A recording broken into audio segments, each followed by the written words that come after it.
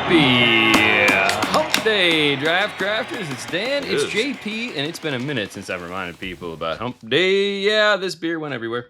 I have a gigantic mess all over. Wow, this thing just, it's still going. It is foaming everywhere. I have Welcome to my world. Lost, I would say about, I don't know, a quarter to a third of this beer, and man, this is not the one to spill. I'll tell you about why a little later on, but okay. Well, that was fun. Great start to the show. How's bourbon treating you? Is it splashing everywhere?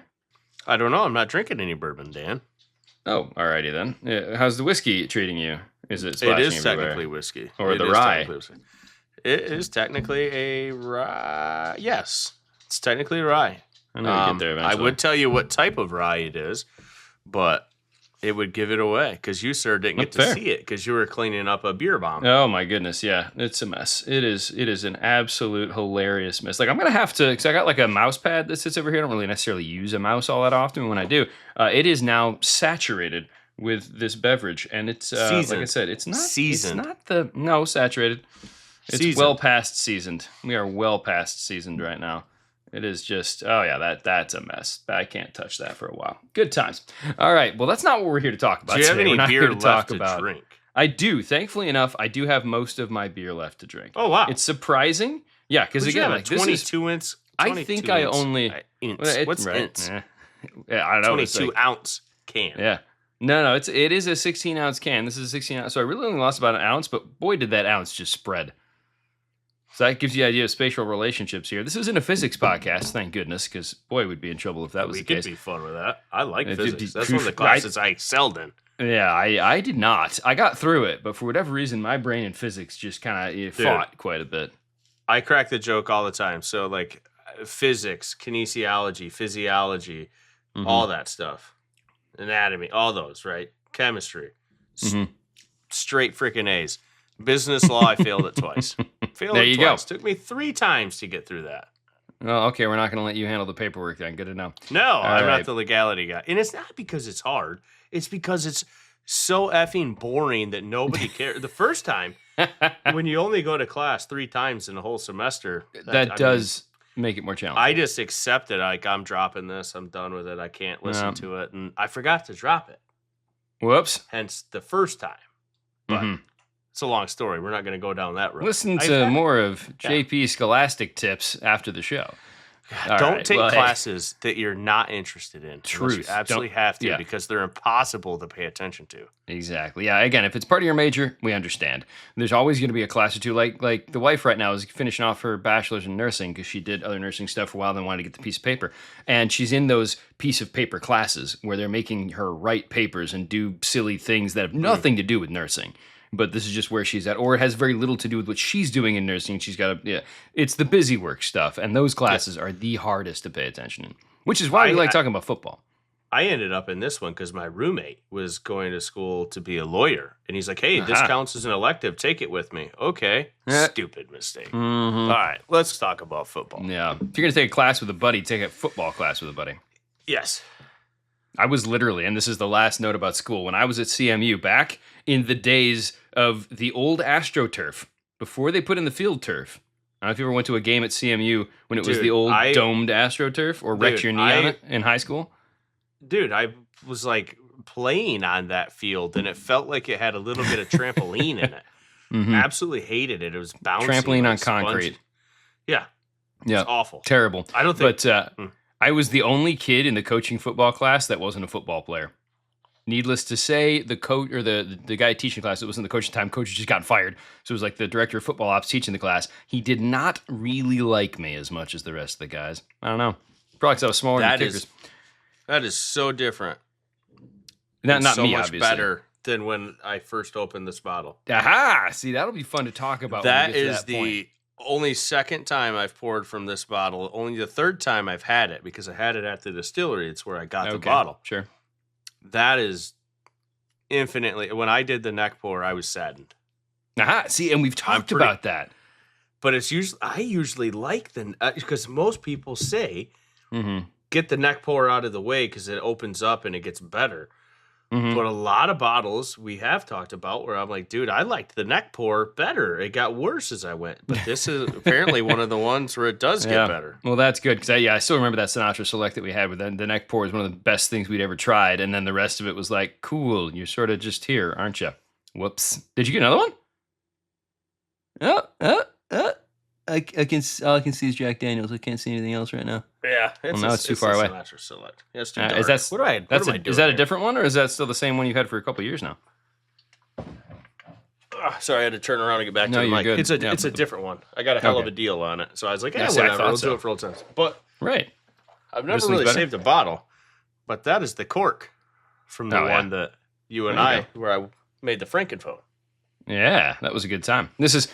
Anyways. We're going way back in the archives again. For those of you who don't have the backstory, don't care about the backstory, this is roughly the time then to jump into the show. So 7 minutes in, something like that, 5 minutes. 6 in, whatever minutes. This is 6. I start the record before we actually start the show. So yeah. At any rate, we are not here to talk about college classes or Sinatra Select or anything like that. We will be talking about bourbon and beer a little later on, but we are here to actually break things down a little bit more than what other people have been doing when it comes to all of these draft classes. I had to jump. We're kind of maybe here to talk about Sinatra Select. What if I were sipping that for the halftime? Oh, fair. If you're doing that, then that's a different story. That's a different story. But you're not. So I'm not. Sorry. No.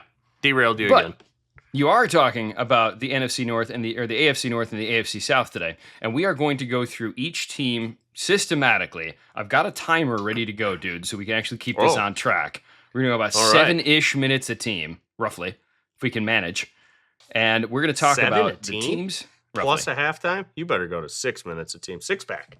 See? No. Well, we'll see. We'll see how we do on that. But at any rate, point is, we're going to go through the teams. We're going to talk about their drafts. We're going to talk about how they met their needs and how they're positioned, going into the offseason. So why don't you start us off like we always do in the AFC North with the Cincinnati Bengals?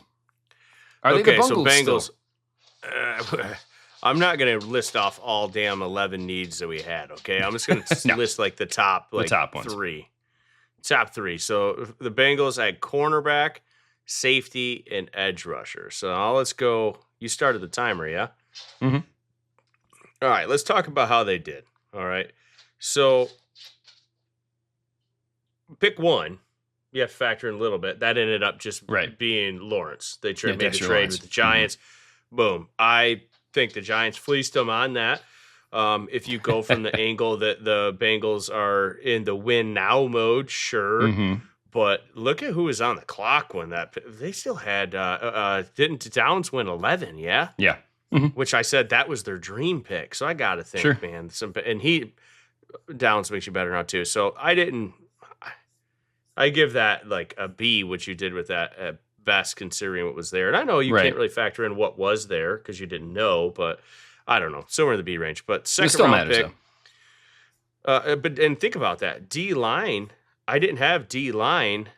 That is like the 7th biggest need. So hence the reason I didn't give it a great grade.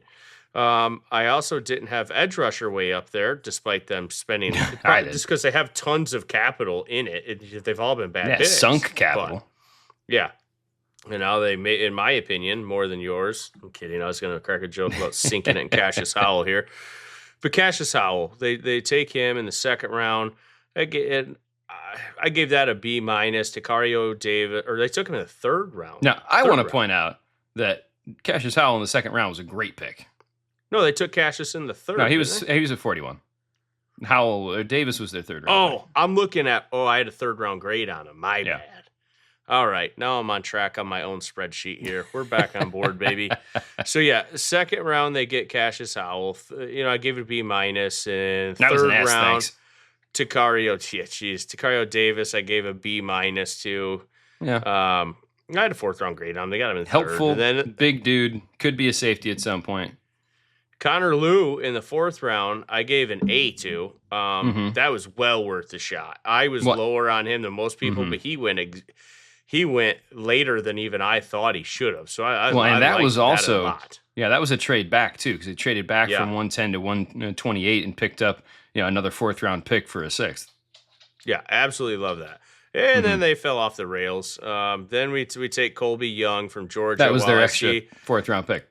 I see the potential like in that and kind of maybe what they're thinking. We're talking a 24-year-old wide receiver who you overdrafted. I had him as a UDFA. Call it a 6th, 7th round grade at best. You took him in the 4th, so I gave. They that like an him because F. of the size.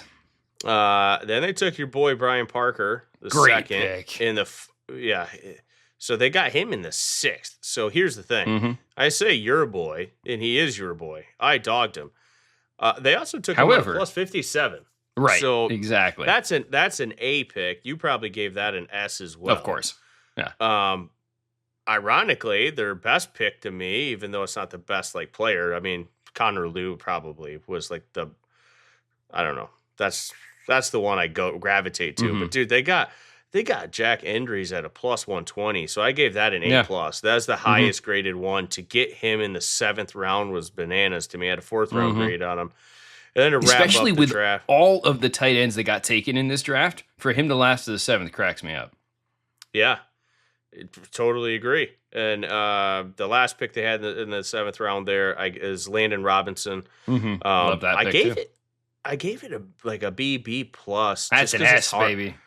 And I only had it as a plus 58 because I had a 6th round plus grade 95 on him. So yeah, for me.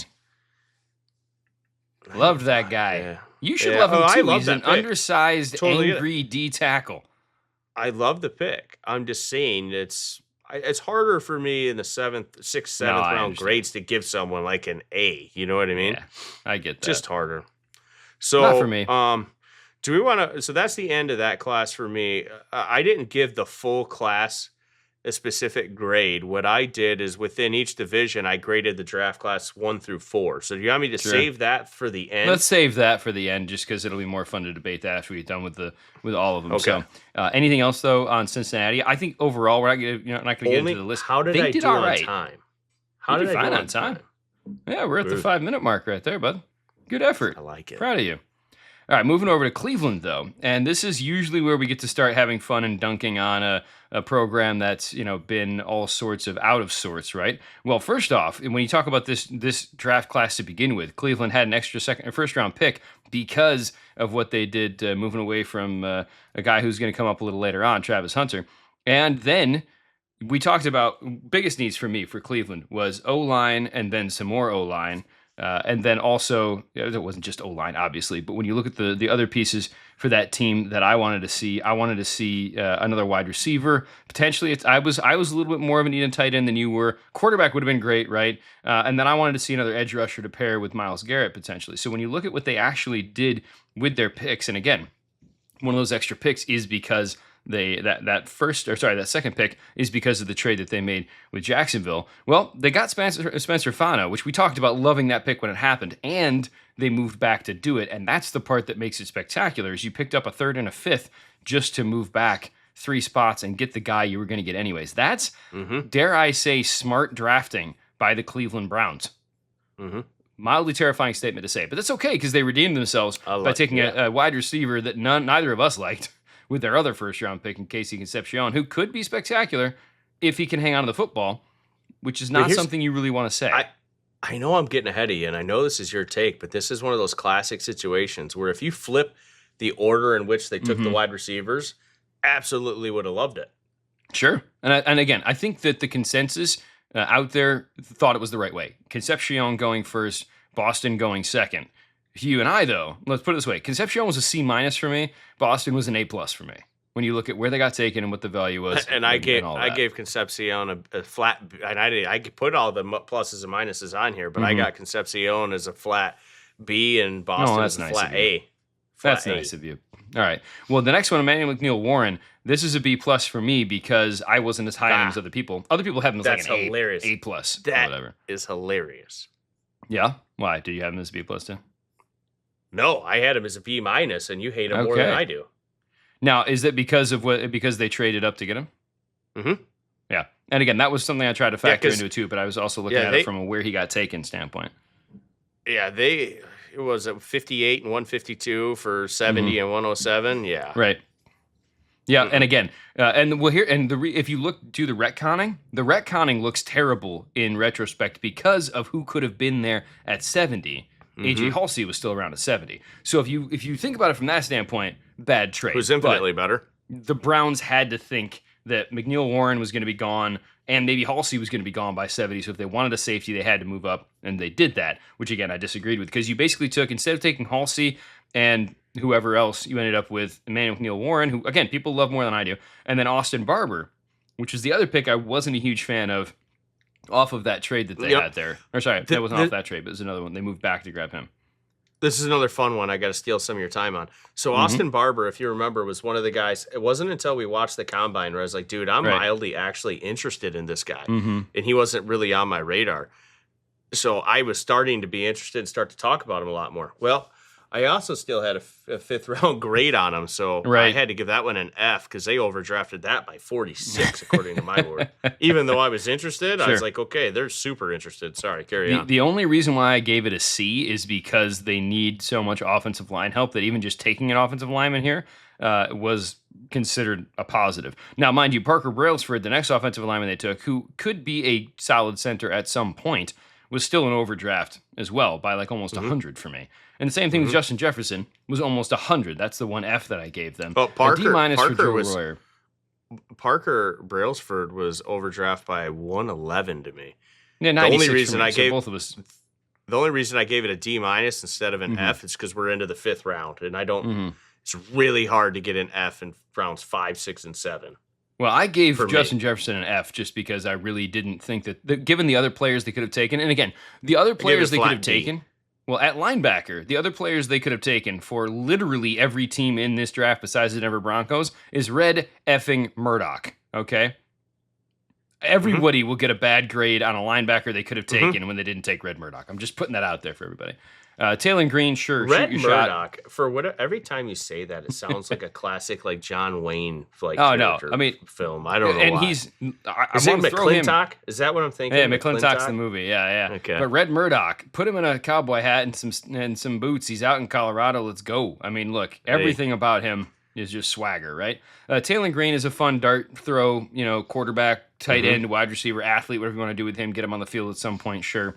And then Carson Ryan, look, they addressed tight end, which was nice because now they have other pieces behind Fannin as well. So here's the thing. It's a mixed bag for Cleveland, but they hit on some good picks at the front end of their draft. And that is why I'm mildly enthused for them in the future. Like they are a quarterback away from actually being a decent team. A quarterback, there's a lot of teams like that. Yeah. Quarterback and one offensive lineman away. And so basically the first 3 picks of next year need to be quarterback, edge, line, some combination thereof, right? And obviously quarterback's going to have to be the first round just because. So that'll be fun for Cleveland to try to figure out as they look at next year. And when you see the 2027 board right now, they only have the 1 first round pick. So they're either going to have to suck, which they might, or figure something out to trade up to get a quarterback of the future, because who knows, Deshaun Watson might be the starter, which is just terrifying to think about from all kinds of angles. He might be, but not for long. Well, of course not. I mean, look, they're just trying to get something out of that god-awful contract. But again, they started off hot with Fano. They addressed most of the needs that they had. So overall, pleased with Cleveland's effort. So how'd you do? About 6.5 minutes? Oh yeah, I'll take a blame. A little bit of blame. All right, Let's go to Pittsburgh. So needs, I had quarterback, cornerback, and safety. So quarterback and both DBs. All right, here we go. First round pick, they took Maxi Onicher. I actually gave it an After A. Getting pipped. What's that? After getting pipped at the line by Philly coming up. Yep. That was some shady stuff, dude. Between Philly and Baltimore. No. I don't think it's shady at all. I think it's Pittsburgh being stupid enough to call a guy before they're on the clock. Probably. Do not call a player before you're on the clock, because someone's going to find that out. And maybe Pittsburgh's thinking they're being like cool, being like, ooh, if we call him, we'll tie up the phone line. He's got an agent and other friends and family that another team's going to be able to get a hold of, okay? Yeah. I have zero sympathy for Pittsburgh. Either way, we're not talking about that. Outside of my usual zero sympathy for Pittsburgh. We're talking about Maxi Onicher here. And Great that was pick for them. a +1. I gave it an A. I just didn't have it as like a super pressing need, but I actually kind of like it because if this means that Fa'utanu, I always say his name wrong, can kick inside where I thought he should have been. Granted, he held up fine, but I mean, well, and this also I'm not saying year one. Maybe Max sits for a year and then eventually goes to a right tackle or even a left tackle. Either way, you shuffle up the tackles between him and Brojo, and then maybe. Well, and this Troy is also shifts insurance. inside. Yeah, this is also insurance in case Brojo doesn't come back from the spinal fusion properly, because that's a huge question mark for them. So if he can't, either way, you've helped yourself out this year and in the future by giving yourself another offensive lineman. I gave that one an A. Next pick in the second round was Jeremy Bernard. I gave that a B+. A+, come on. I just didn't have it as a huge need. Love Bernard. It's only a +20 on the board. So still loved it. Gave it need B+. another wide receiver.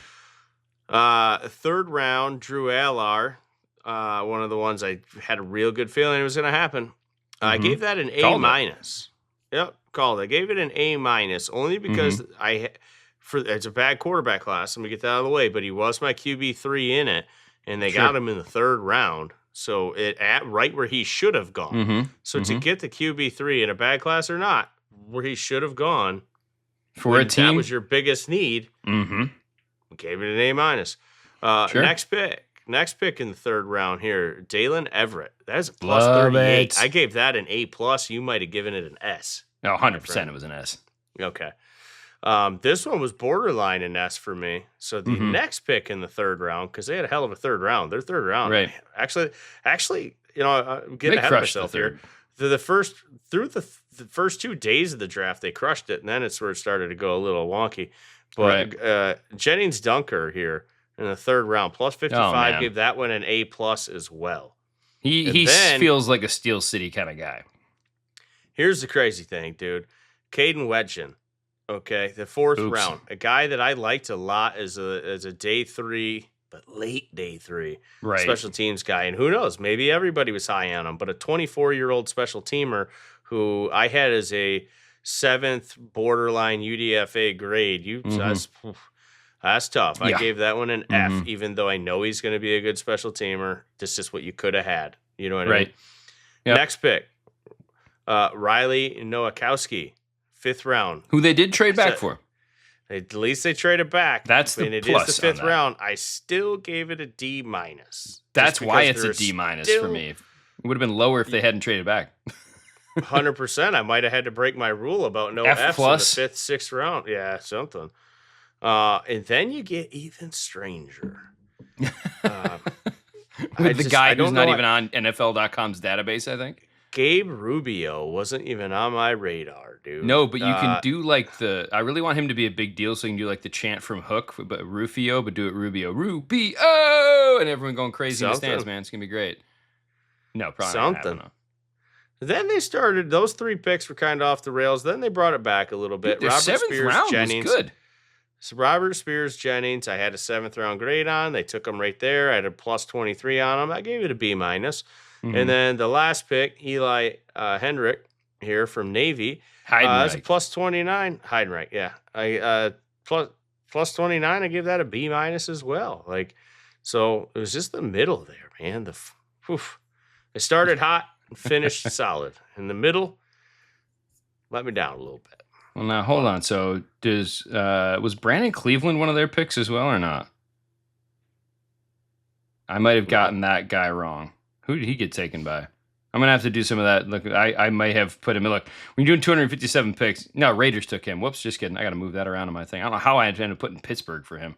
You always somehow mess up your spreadsheet, sir. I am so good at messing up one thing.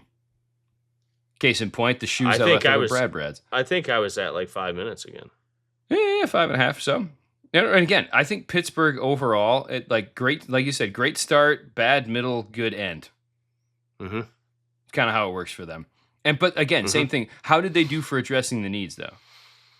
I mean, they got Dalen Everett as cornerback, Right. and Thought they that got was the great. quarterback, so that was solid. The safety was the thing. They waited way late to get Robert Spears-Jennings. I wish they Right. would have addressed like I was fine with Max and Bernard and Alar, even Dunker, and like all that was fine. I guess I just assumed that maybe before you took a special team player in the 4th round, maybe you could have taken a peek at safety then. Maybe the safety's dried up in their opinion, so I get it, but still. Well, right, and when you look at who was available there, let's just for funsies, since you didn't take 7 minutes.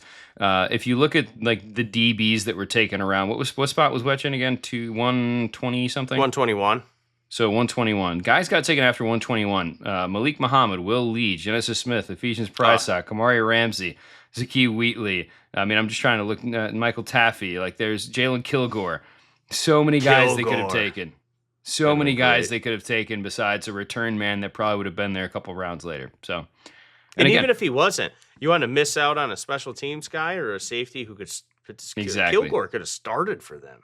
Oh, 100%. Yeah, and that's where it gets entertaining because Pittsburgh as a team, when you look at, their depth chart of what they had, what they're starting, they're not hurting at safety with Deshaun Elliott and Jaquan Brisker, but Jalen Ramsey is not going to last forever, right? So having somebody else to put in there would have been helpful, as opposed to Caden Wetchen, who's going to he might run 10 or 15 snaps on offense. Oh, gee, per game? No, overall season. Oh yeah. And that's my point. So yeah, and that's where we're coming from with this too. We're not trying to pick nits all the time, but man, when there's opportunities to get something, take advantage. One team that tried to do that, I think a little better in my opinion than Pittsburgh did, was their rivals in Baltimore. The Ravens, right off the bat, we had them taking Lomu. Lomu was gone by that point, right? But they took the pick that a lot of people mocked there forever and a day, and they took Vega, which again, plug and play. Day one starter for them without a doubt at guard. So, I mean, not saying this wasn't an S pick or anything like that, because it's almost like you did exactly what we thought you would do. And again, the guy slots right into a spot that they needed help with. At very least, they needed one guard so that they could figure out what they can do, with the other guys that they've got. Zion Young with the second pick, which maybe it would have been Derek Moore had the Lions not jumped up and grabbed him. I have to imagine that's what was going through our boy. Still would have loved Akis. Right. Yeah. Well, I remember reading a couple different people who didn't like Akis, so I'm really looking forward to you being able to dunk on them over the next couple of years. Just people be like, there's some guys in the industry, not the industry, like coaches. They're like, yeah, we weren't really that high on Akis. Now, no one's names are attached to this because nobody wants to put their name on that kind of stuff. But yeah, still, Zion Young, while he may not be the physical mold that you usually see for some of the guys they have, they usually go smaller on the outside. He's going to be a great piece for them, and he just kind of fits their culture. That was an A+ pick for me. Jacoby Lane was kind of a B-. Yes, he's a big-bodied wide receiver. That's exactly what I gave Jacoby. The fact that they got Elijah Surratt with the next pick and easily could have taken him with Jacoby Lane's pick and not just grabbed 2 wide receivers, that's the part that weirds me out, right? I did not like the Matthew Hibner pick because they traded up to grab a tight end that I don't think I had they a need to trade UDFA up for. Exactly. He was a -109 for me, and that's just because I had a placeholder for his number. 124. Honestly, that's probably closer to where I would have had him. He was a 7th rounder at best for me. But they redeemed themselves. This is the roller coaster of the Baltimore draft because they came back up and redeemed themselves with my boy, Chandler Rivers. Let me chime 100%. in. Let me chime in on another. This was what cracks me up. That's an S. It's not an S for me, but this is what cracks me up, though. Mm-hmm. I dunked on Brian Parker and Chandler Rivers all season long while you praised them. But you know what's funny about it? What's that? Is you had them extremely high, but in reality, I had them, I guess, low. I still stand by my grades, but they went in the draft still even at a value based on my board. Because just like Brian Parker, dude, Chandler Rivers was a +61. I had to give it an A. Yeah. I don't believe in the player, but even if that's a you good believe thing in the player in the 5th round. Yeah. I believe in shots when it makes sense. Yep. If either one of these guys would have gone in the first 2 days, I would have destroyed the pick. Yep. Day 3, they made it, and I didn't think either one were going to be here on day 3. Sure. The way people talked about them, but they were. Mm-hmm. So I'm forced to give it's. I just want people to know that. Like, while I didn't believe in the player, now I even if like the Lions, my home team would have taken him at this point, I would have absolutely loved it because it's worth the shot. Right. Well, and that's the thing, because we don't want to talk out of both sides of the mouth. There's shooting your shot on day 3, but there's also, could you have taken a better shot? And that's what we meant with Wetchen, because like we were just talking about him. Well, he's a day 3 guy. Shoot your shot. It's like, but you could have shot so many better shots than the shot you shot, right? And so that's kind of the point behind some of the logic when it comes to how we look at things. And by the way, I forgot to mention this with Baltimore. I looked at edge rusher, wide receiver, interior of the offensive line, linebacker were kind of my biggest areas, and then tight end was another one that I looked at personally as the stuff that I wanted them to work on. And they grabbed interior of the offensive line. They grabbed an edge rusher. They grabbed wide receiver. They grabbed tight end. Honestly, the 2 lowest picks that I had graded for them was Hibner, and then the second tight end they took, Josh Cuevas. Only because both of those were guys that I had significantly lower than other tight ends they could have taken. The lowest one. No, I had Cuevas. Well, I had him as a 6th round pick, so either way. Well, I had him as a 7th round. Hibner, I had an F, but my second worst pick for them doesn't come till the 6th round. So.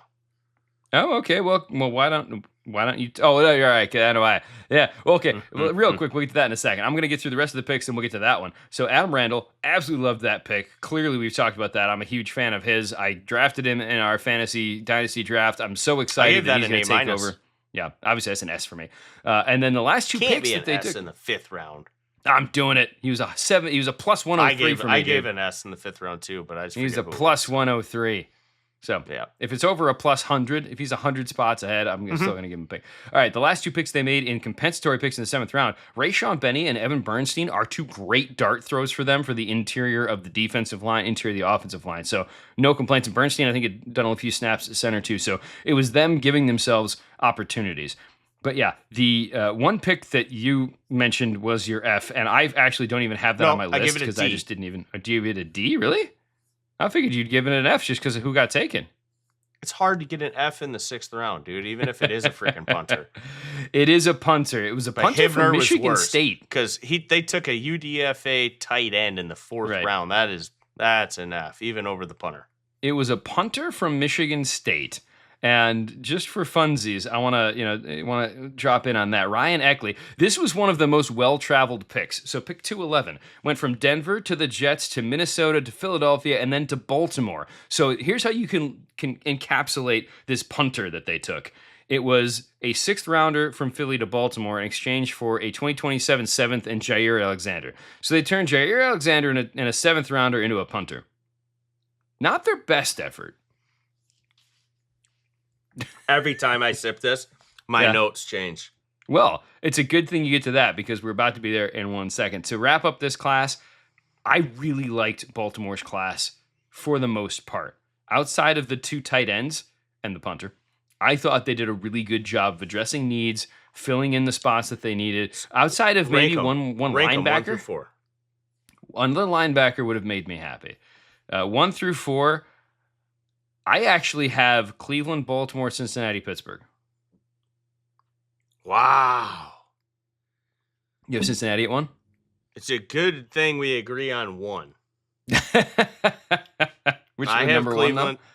1, the number 1 spot. Yes, Cleveland is my number 1.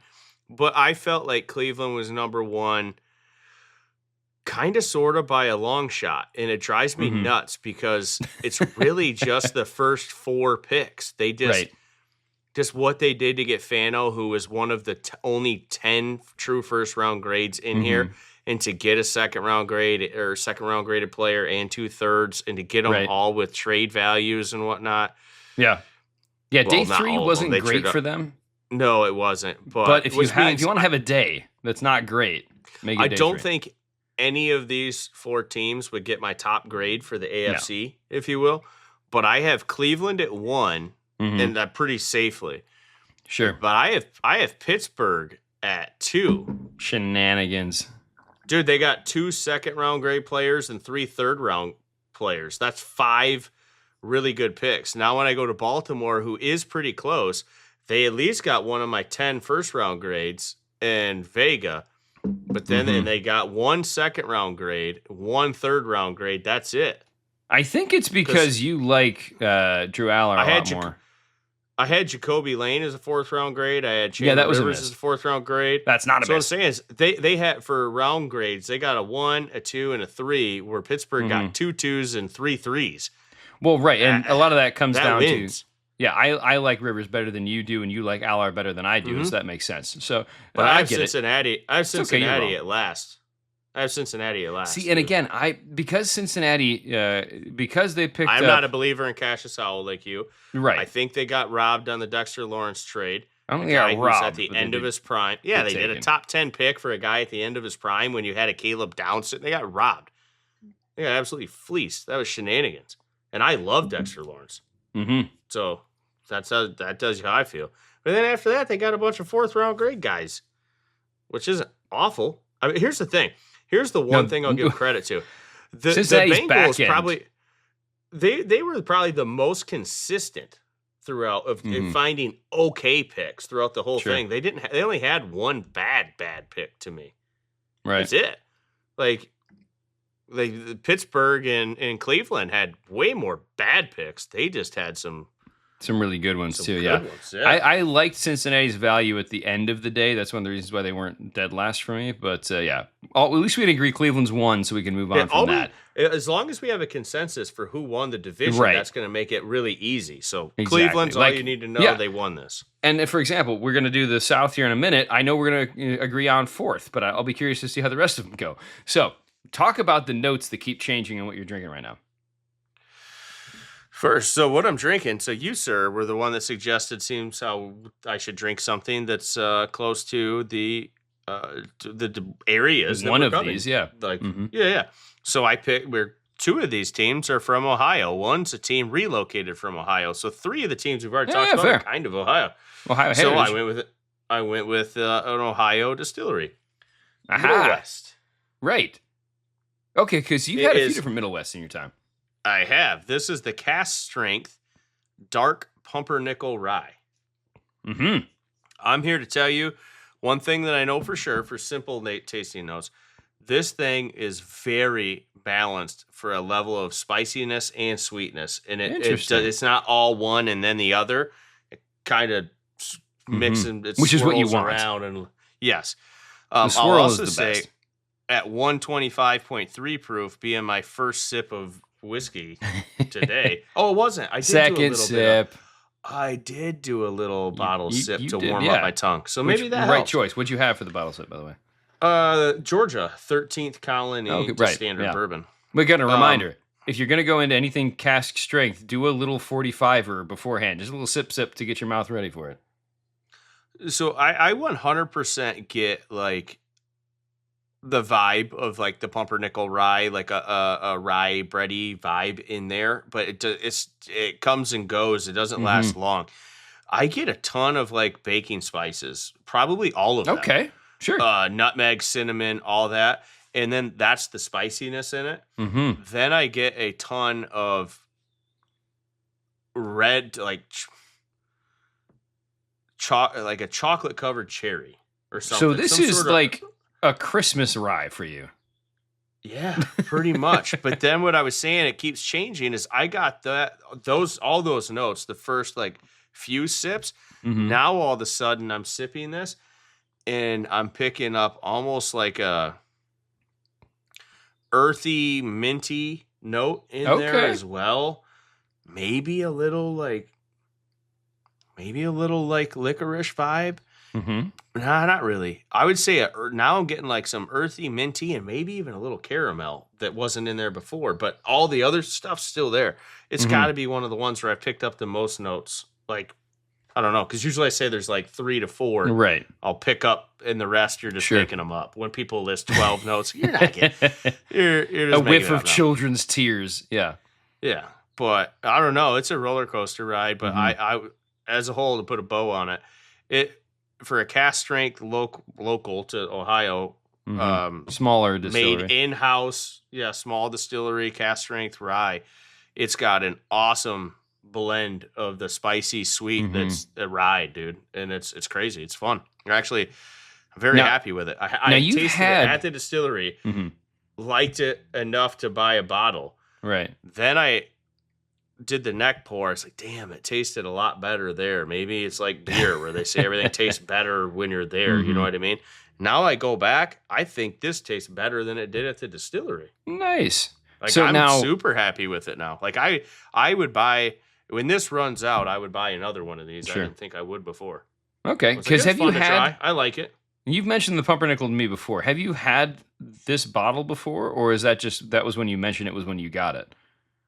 The one that I've had, because there's a different Pumpernickel. The neck pour out of it. Yeah, this is a cask strength one. The one I talked about last time was just a standard one. Gotcha. Because I bought them both. I bought one of each. Right. Okay. Just making sure I'm not mistaking the Pumpernickel. But this one's really good. It's really good. I highly recommend it.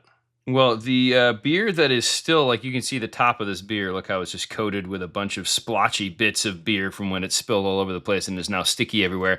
This is the beer that I grabbed. Look at that. Peanut? It is a Thai peanut spicy brown ale from Right Brain in Traverse City. I literally told the wife right before I got started. This is one that's now all over my mouse pad. Right before I started, I was like, I'm either going to love or hate this beer because Pepper and me don't always get along. But this is literally says, someone put pad Thai in my beer. The idea is peanut butter, chili peppers, and coconut oil. Beer tastes very similar to traditional pad Thai. If you love pad Thai and beer, you're going to love it, right? Here's what I can tell you. 7.9. And has no feel of weight to it in that way, which is great because once you start getting into some of the heavier proofs, sometimes it gets, I'd say proof, right? Heavier percentage beers, they tend to get a little sweeter or whatever. This one doesn't have that. It has, you'd probably think a very subtle amount of spice. I think this got a solid amount of spice. And it does have those hints. I mean, the peanuts in there, it's got those hints of the pad Thai with the coconut. It's funny. I thought I was going to love it or hate it. And instead, I'm kind of like, okay, not bad. If you like spice in your beer, and that's really what it comes down to. Because if you aren't don't. You might like this one just because of the combination of the flavors. But yeah, if you don't like spicy beers, so the people if you like the chocolate, mocha stout type things with the peppers in them, et cetera, the stuff like that, the coffee stouts with the peppers, you'd probably like to try this, provided you're in the vein of people who like, the pad Thai stuff as well. But it's not either as good or bad as I thought it was going to be. It's pleasant. It's different. I'm glad I tried it, but I'm not like blown away with pad Thai flavors or horrified by the amount of fire in my throat. I win today? You win today. Now, I'm not, again, this is still one of those reminders. If you've got a brewery that you like that makes something weird, try it. Buy it. Because it might be amazing. And it might also be spilling all over your mouse pad and a bit meh. I've also noticed that because I think of the coconut oil in there, you can see like a little bit of, not separation, but like a little bit of a sheen to the beer. That's the coconut oil at work right there. So the recommendation, go try the weird stuff. Don't spend too much money on it. It's basically where, this is like a $3.50 beer, so I'm okay with that. If it's a $10 beer, you really don't like. Oh, dude, we went to did a little taco night on Friday night, and it was a $11 beer that I had at a taco joint for a pint. Did it make the taco for you? Yeah, no, it was literally beer for tacos, right? And so it's fitting for what it was, but also it was fine. It was a goza. It was good for what it was, but also it was not $11. Would have paid half that. And that's not knocking that place. I think it's Off the Wall Brewery. They probably would have been fine with me paying half that. Just the establishment wanted to pay a lot more. So it is what it is when you grab beer when you're out and about. All right, let's jump into the South. All right, Titans. Hey, Titan fans, listen up. Don't listen, okay? It's the best advice I got for you. Just it wasn't all bad. And just mute it and start saying dirty things about me, all right? It wasn't all bad. Carnell let me go with the needs here. All right. Yeah. Let me flip to that page. Tennessee. Start with that. Edge rusher, linebacker, running back. Okay? I threw corner and wide receiver. Edge rusher, linebacker, running back. Well, if we go beyond that, wide receivers actually need 4, which is what they did with their first pick, which I totally understand it, and I could easily argue that it would have been in the top 3 needs if you're talking about getting support for your first overall pick, quarterback Cam Ward from a year ago, which is why I couldn't totally Hate the pick, but man, at 4, yeah, you got the number 1 wide receiver in the class. Totally get it. I'm actually a fan. But damn, there's the people who are on the clock. I got to think you could have traded or something. It's traded back even a few picks. I don't know. Traded back to 7. Even then, like, while I like Carnell Tate as the best wide receiver in this draft, there's guys that went in the second round that I don't have too far off from him. You know, this was I mean? a very good but not great wide receiver draft. Yeah. So I gave that a B, man. And then here's where you can really start torching me now. Dude. Go ahead. This is a flat F, man. Yeah, you addressed a need, but you overdrafted him by 70. Not just 70. That. And let me just bring this home for you. I don't even know off the top of my head for sure, but like insert in the second round here, or flip it. Let's start in the first round. You could have taken Arvell Reese, right? Right, at 4. Could have taken Arvell Reese at 4. You could have taken Sonny Styles, would have been even better. Yes. At 4, right? And then in the second round, if you wanted the wide receiver for your quarterback, that's where you could have taken like a Bernard or something. Well, Denzel Boston still would have been there. Boston. Yeah, and I would have taken Boston. He would have been the next highest. So let me also remind you, Boston, if anybody would have taken Sonny Styles and Denzel Boston, they probably would have won this whole thing for me. Let me remind you, though, right? When they took Keldrick Falk, they traded up from 35 to 31. Now, they didn't give up a ton to do it, but they still traded up to take a guy that you and I have been out on most of the season. They swapped thirds and then gave up a 4th for a 5 or something like that. Still. So, yeah, sorry. Not that's a great an F start. for me. It's an F for me. Anthony Hill Jr., absolutely love that, which, looking back, traded up, but still. You could have gone Arvell Reese, Denzel Boston, and still taken Anthony Hill Jr., and then you just crushed Be laughing. Right. But I gave, Anthony Hill Jr., I still gave that a B+. I had a second-round grade on him. You got him in the second-round grade, still at a plus 26. It was close to an A-, but I went with a B+. He's an A+ for me because it was a plus 37. Love that. That makes sense. Fernando Carmona, UDFA, gave that a D- because we're in round 5 here. Like, come on. But why were they in round 5? Because they traded away their other picks. Yes. So, I'm just saying. Tough times. Nicholas Singleton, once upon a time, I really liked him. I had a 6th-round grade on him, so taking him in the 5th-round grade, I don't mind that shot at all. I only had it as a -3. I gave it a C. Maybe even a C+. I don't hate that at all. Right. Again, he was the guy people were talking about in the 2nd or 3rd round at one point, and that would have been crazy. Yeah. But in the 5th, sure. Yeah, I don't mind that one at all. Jackie Marshall, they took him in the 6th round. I had a flat C on that. It was only a -17. Don't hate that at all. That was a D for me, but still. And then, best pick of the draft. Best pick for their draft. Yeah, for their Pat draft, yes. Coogan, he got an S. I don't care if it's a 6th round or not. That's a plus 117. Oh, wow. You like him better than me. Love that. I'm a 96. Absolutely love that pick. Well, dude, and remember, this is one of the reels that I think I put out either today or tomorrow or something like that. It's like, I literally asked you after the 3rd round, could Coogan start at center? And I still think there's a world where he's the day 1 starter for them. If not, he'll be by the end of the season, he'll be starting for them. I'm with you by the end of the season. Day 1, I don't know, but I wouldn't be surprised. But I would bet no. But if it happens, I'd be like, I knew I could lose that bet. Right, and you'll be okay with it. Yep. Last pick, Jaron Kanik, tight end who just missed my tight end. I had a UDFA on him, but he was one of those next guys just missing the cut. So I gave it a C. It was only -32. Yeah. But overall, it's not a good sign when your best pick was in the 6th round. No. I mean, definitely not. I'm trying to find that's the only positive I have for them. I say Anthony Hill Jr. was the second best pick. Here's the thing. Tate is a good player. Anthony Hill Jr. is a good player. Pat Coogan's a good player. And I like what they did with Nicholas Singleton. You might as well take the shot. So they got players that are going to contribute, and their team got better. Right. Well, I'm just grading it a little harder because it could have gotten a hell of a lot better. Yeah. Again, the opportunities of who was there and who you took. And again, this is where we're coming from. Shoot your shot, but shoot the right shot. And Tennessee did not shoot the right shot for a good portion of this draft. So let's just say they're not trending as though we're expecting them to be the number 1 pick out of this round, out of this division, right? Indianapolis, You have to factor in. They might be, right? Who knows? We know one team isn't. We'll get there in a minute. Wait and find out. Indianapolis is a team that you have to factor in that their first-round pick this year and next year is Sauce Gardner. And you've talked about how much you thought that was a bit of an exaggeration for a corner.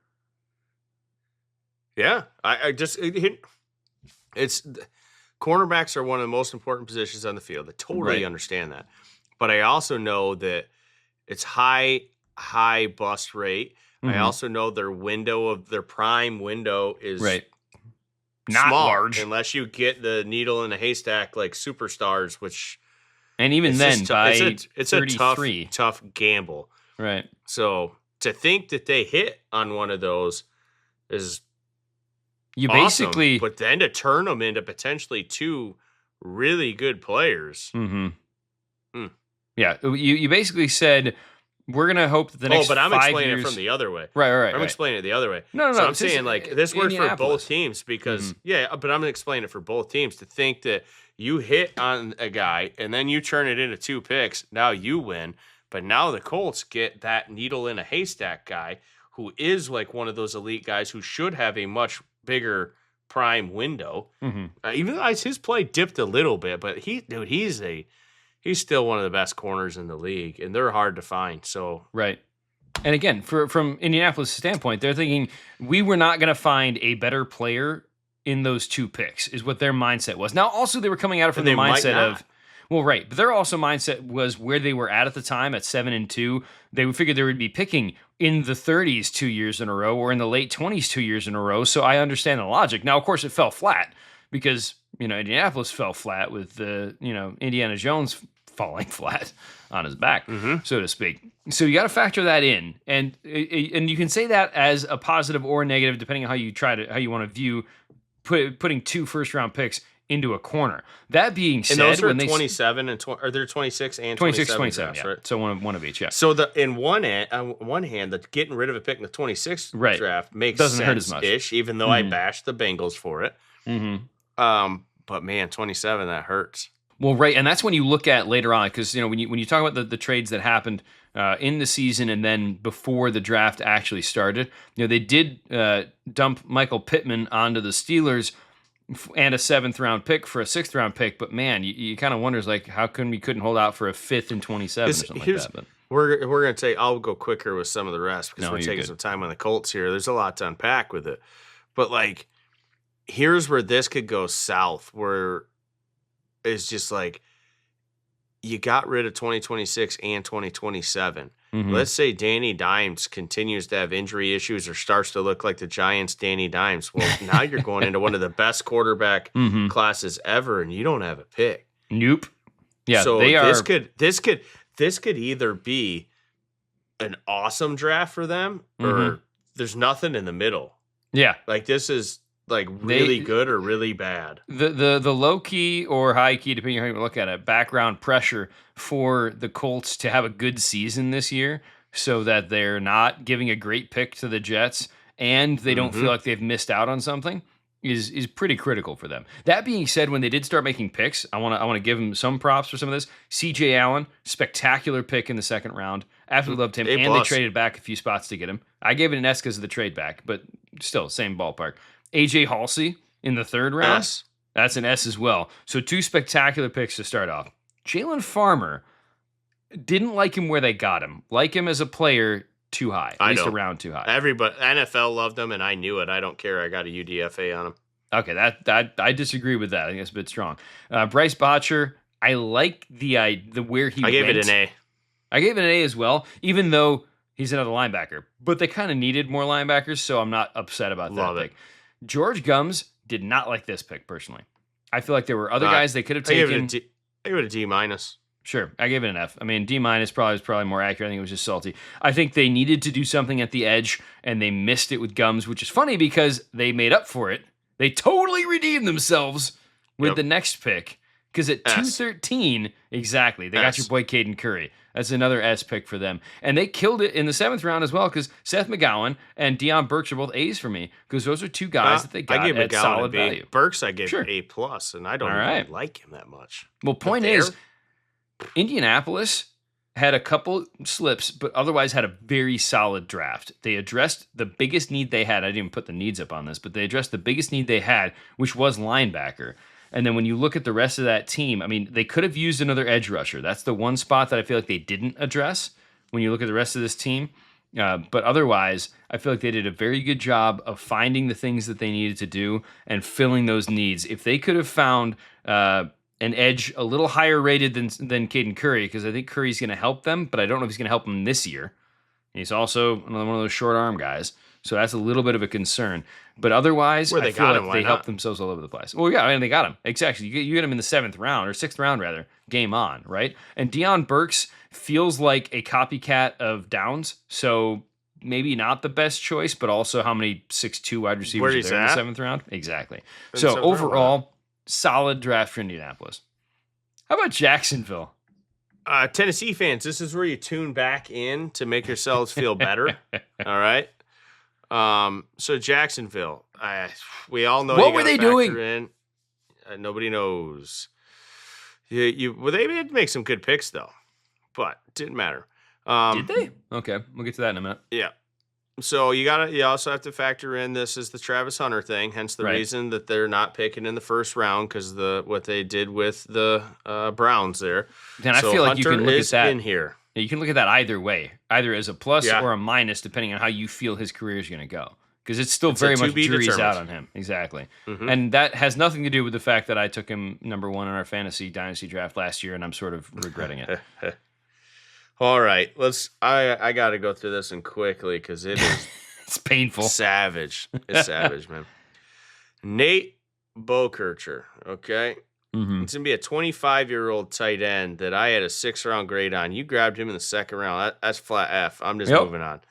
Albert Regis was a guy that I really liked the potential of, was very interested in the 6th round. On day 3. I had a 5th-round grade on, to be fair. She went ahead and took him in the 3rd. That's a negative 51. That's an F. It's an F. He's an F for me too. 2 straight Fs. Then you got a couple good ones here. Okay, sure. I would have taken both these players over the first 2 players. You got Emmanuel Pregnon in the 3rd round. I at plus 17. I gave it an A, and then even one of my favorite picks of the draft, just because it made me happy. This is the one redeemable point for them for you. Jalen Husky, plus 34, A-plus pick for them at that safety there. And it addressed a need, just like Emmanuel Pregnon addressed a need. Right. Loved it, because did I say their needs? I had interior line, cornerback, and safety. Okay. So there you go, and that's interior line and safety. Yeah. Yep. And now we fell off again in the 4th round. We got Wesley Williams from Duke. I bashed on Duke all year, as I continue to do, but this one did not. But again, get remember, a value like the other 2. Not just Wesley Williams. They traded up to pick Wesley Williams. Let's not forget about that, too, as we're talking about how much that factors into this. They only moved, mind you, it was only 5 spots, and yes, they technically just flip-flopped a 5th and a 6th. They could have sat there and taken him, and it's still an F. I do not imagine anyone between 119 and 124 was taking Wesley Williams. I just don't. I'm not sure what they heard. Negative 138. Jacksonville felt like, and other people have said this, so I'm quoting other people's things. Jacksonville felt like they were working off a different board. Yeah. It's like their board was different from reality's board. Made by a toddler. Was it? Hang on. Was it the same kid? Was it Wesley Johnson's kid or whatever, the guy who owns the Jets? Were they doing Madden stuff? I don't know. Who knows? Here we go. 5th round, Tanner Koziel. I actually gave that an A-. Yeah. It's plus 32. Totally fine with that. Actually was, I guess, okay with Josh Cameron. I had a 7th-round grade on him. He went in the 6th. I gave it a C. Then the last 3 picks, all UDFAs. With C.J. Williams, the wide receiver from Stanford, I gave that a D. Yep. The last 2 picks, I gave a flat C to both of them. That's Zach Durfee and Parker Hughes. Every time you say his name, they went in the 7th round. Yeah, just because they went in the 7th round, it is what it is. Yeah, they threw a bunch of darts like they were blindfolded. So, all right, rank them 1 through 4. Well, hang on. We still got Houston to talk about, sir. Getting a little ahead of yourself there. Yeah. We got All one right. more team to wrap this up with you. We Rip just it. both know who's in fourth place, all right? Little spoiler alert, Yep. Jacksonville is fourth no They're matter fourth. what happens, all right? Yep. Houston, though, again, when you look at this team, what did they need to work on, right? I literally joked about how their top three needs were O-line, O-line, O-line, and then the fourth need was D-line. So O-line and D-line, right? This is where this team needs to focus because they have a very expensive choice to make on C.J. Stroud at the end of the season, whether or not they're going to keep him around at a probably $45 to $50 million a year number. And one way to do that is to see if he can recapture what he had as a rookie when he was protected with some level, of sanity, right? So they trade up for Keelan Rutledge. Mind you, only traded up 2 spots, but still, they traded for Keelan Rutledge. They trade up for Caden McDonald. On the surface, that's O-line and D-line that they're helping out. But because they traded up for a guy that I thought was going to be there in the second, and traded up for, admittedly, the McDonald one wasn't so bad. I understand why they did that. But Rutledge, I can only give it a C because of how high how much lower I had him, and because they traded it up. Those two things factored into him probably getting a lower grade than other people would have given him. I gave Rutledge an F. Okay, well, there you go. I'm nicer than you are. I'm surprised. And I by that, like 'cause Rutledge. You like Rutledge better than I did. Sweet. I had him as my 53rd overall player, and he took him at 26. Well, I had him a lot lower than that. The only reason why I gave him, I basically factored in the fact that they actually got a offensive lineman with their first pick. I think I gave him too much of a bump for that. So McDonald was a better pick, though, because, again, they moved up a little bit. Yeah, B-. So same kind of ballpark. And then they go and take Marlon Klein, who could be good at some point. Could. Hasn't yet.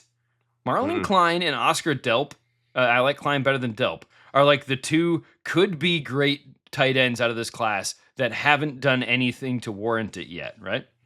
And then it gets worse. I think I kind of like Delp, but I don't know. But they're both in the same. Like Delp, yeah.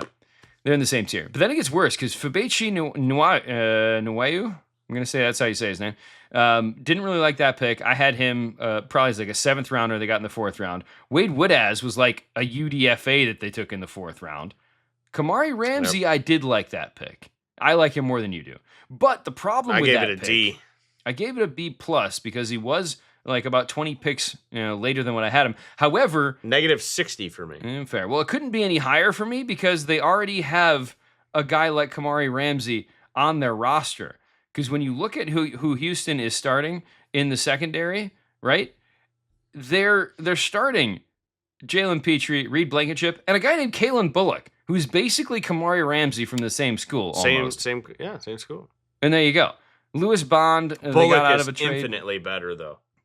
Well, right, and that's my Bullock point. Way higher than. So you took Ramsey as almost, and they're putting him technically like the depth charts. We got him as a slot guy or as like a nickel guy. But the point is, you took him when you didn't need to, right? And when you look at the needs where they had. Next pick, Lewis Bond didn't like it.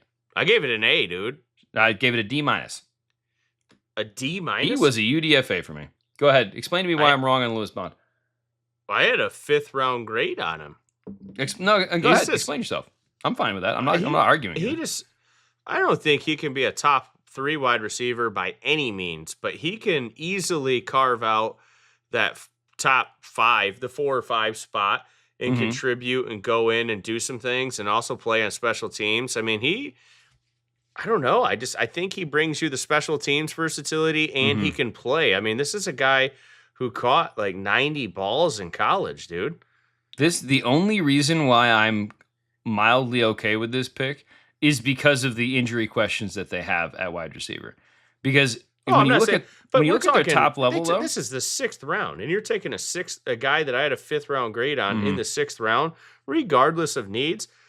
Everyone can improve special teams. So to me, it does address a need there because you can't look at him as just a wide receiver anymore if this is a guy that I think can contribute. Well, is he going to be a gunner? Is that what you're having him contribute with the 6th round pick? You can get those guys on the scrap heap. I think he could be a returner. They got Jalen Noel. They don't need a returner. My point is they throw 2 back there now. Well, right. My point is Lewis Bond, and not plus a bad Noel player. can actually go into the wide receiver spot now. Yeah, exactly. My point is Bond he should be and in the Ramsey, top 3 to me. Bond and Ramsey were 2 guys that would have been good fits on other teams, but they just duplicated what they already had, and they didn't need to do that when they had other things they needed to do. Now, what they did with their last pick, friggin' loved Aiden Fisher in the 7th round. I gave that a B.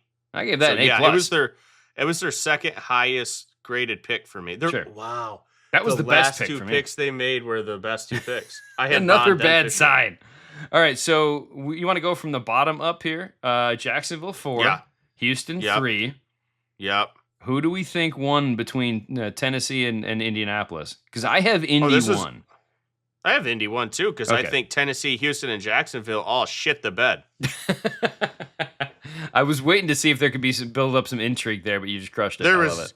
There is absolutely no debate in my mind that Indy won this division. Sure. But now the question I have for you is, who did better between Cleveland and Indy? Cleveland.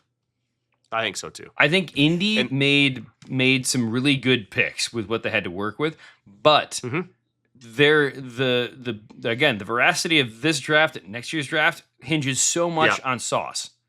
Yep. That it has to be Cleveland. and Danny Dimes, because if he doesn't work out, now what? Because again, why did you trade for Sauce? Right? You traded for Sauce because you believed you were that cornerback away from a Super Bowl because you had the quarterback already figured out, and now you've basically shoehorned yourself into a situation where if you don't pay Danny, what are you going to do? Mm-hmm. There's no other option for them other than trying to find some bridge guy for another couple seasons. There's no long-term They're still option developing Richardson. Well, and he is the guy. We talked about this when he first came into the league. I mean, not just because, again, he's on my fantasy team, that I refuse to drop him until he leaves the league. He's just going to be on my taxi squad forever now. But you just he is the start guy. taking safe picks and not doing the shoot for the moon picks. Nah, well, I think I listened to you too much. But he is the guy. Anthony Richardson. My teams are good. You encouraged me to take Anthony Richardson. He is the guy. No. You and I both liked him. Yep, you did. You and I don't have, unfortunately, I don't have a record of that. But my point is, he is a guy that you and I both really want to work out. Love the story, love the character, love everything about him. The fact that he got really shoved, like him. He got shoved into a bad situation to begin with, got hurt because admittedly he hadn't figured out how to play quarterback properly at the NFL level yet, and then has one of the more freak accidents you've seen in the last few years where I think like a stretch band snapped him in the eye, which is just insane to think about, like the randomness of that happening to somebody. And so he's been so like starstruck, star-crossed, whatever you want to call it, for his career. I hope he can still work it out somewhere, but it's not going to be in Indianapolis. I think they've given up on him. Could be. Sure. Unless Danny Dimes doesn't work out, and then they're like, oh shit, we don't have a pick. Well, no, they first round right, draft. exactly. Yeah, that's the thing. Because when you look, and again, we'll wrap up with this, but Indianapolis's depth chart, right? When you look at them at quarterback, it's Daniel Jones, Anthony Richardson, Riley Leonard, Seth Hennigan. So yeah, sure, Richardson has a shot, but I think they like Riley Leonard better. I really do. Given how things went last year, which is unfortunate for Anthony Richardson. And again, it's a tough situation for him to be in. I don't know that Daniel Jones is going to be ready for day one. And so it's a huge question mark for them. They weren't going to solve that with this draft, though. We want to point that out. They weren't going to take a quarterback that was going to help them out anyways in this draft. So for what they had to do, Indy wins their division. Cleveland's up out of the two divisions so far. Next time, though, we're going to wrap up the AFC. We're going to do East and West. See how your Patriots did against everybody else. And, spoiler alert, did the Jets have a good draft? I don't know. We already spoiled that on the last three episodes. Because I was doing the math in my head, I'm like, oh my gosh, they might have won the whole thing. Yeah, well, you're going to find out where they rank in the AFC next time.